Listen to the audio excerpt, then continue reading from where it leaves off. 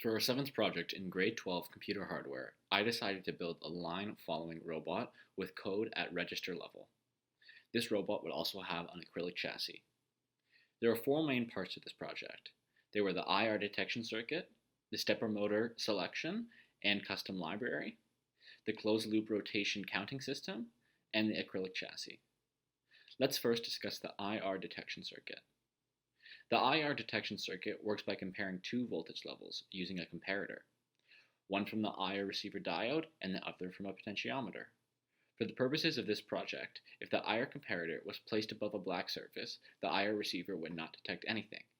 If the IR comparator circuit was placed above a white surface, the IR receiver would detect IR light coming from the IR emitter. This is how the robot is able to detect the black line on a white surface. For this project, a stepper motor with its own driver circuit was used. To drive these motors, a custom library is used. This library is titled stepper motor lib and contains two arrays that contain the proper sequence of inputs for the stepper motor to run forwards and backwards using a full step pattern. After these arrays are created, the functions that actually run the stepper motors are executed. Two functions are created that have the ability to turn the robot either left or right. They do this by putting the stepper motor through a stepping pattern corresponding to the previous arrays. If the robot wants to turn left, motor A will be stepped using the backward pattern, while motor B will be stepped using the forwards pattern.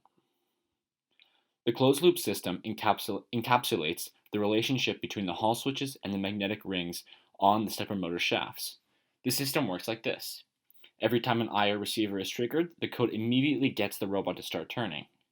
During this turning, the code is constantly checking if a Hall switch has come across a north pole on its respective magnetic ring. Once this occurs, the loop stops running and the robot begins to wait again until the next IR receiver interrupt occurs. The design portion of this project was creating an acrylic chassis for the robot. The surface sawdust and noise was used, and Illustrator was used to create the design. The final product is seen on screen. Here's the final robot navigating around a large loop.